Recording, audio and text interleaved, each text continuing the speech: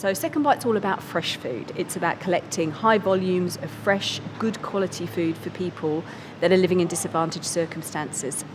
Well, it began with Ian Carson, who is the chairman of SecondBite now, sitting in Becco having lunch, very nice, and he saw all of the food that was left on the plate going back to the kitchen, and he called over the owner of Becco, Simon, and said, "What happens to all of this food?"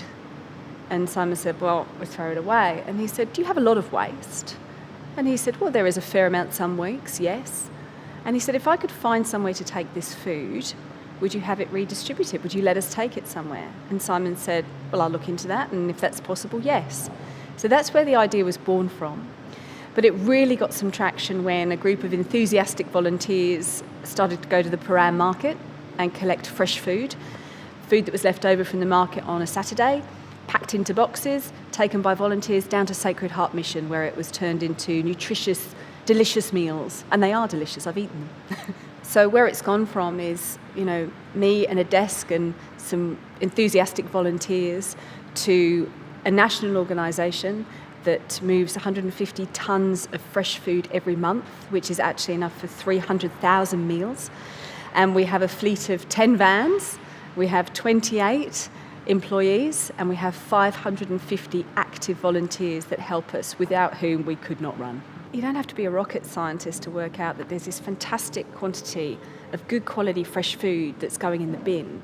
And we've got 1.2 million Australians that regularly run out of food every single year and do not have enough money to buy more. That, we believe, is a huge underestimation as well. So $5.2 billion worth of food going in the bin, 1.2 million people hungry. It makes sense to put these laws in place so that we can redistribute this fantastic food and get it to people in need. So we facilitate a collection from a food donor to the community food agency. We put that all in place for them and make all of the right checks so that they never get given food that isn't good quality and isn't fresh. But by the same token, we know that that food will never be sold on. It is going directly to some of the most disadvantaged people in the country.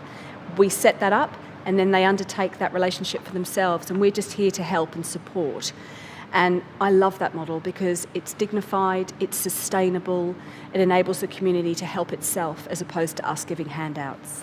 I think you can do so much with leftover ingredients by putting them into some tasty stock, adding in some fresh herbs and putting in your leftover veggies, for example.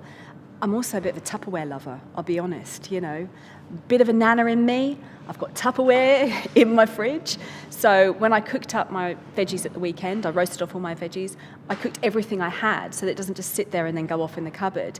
It's now in Tupperware in my fridge so that when I get home, because I'm busy, I'm working, but I still want my kids to eat fresh, I can just heat that up. I can heat up those roast potatoes, I could heat up the soup, I can heat those elements up and give them to my children. And I think it's just planning ahead.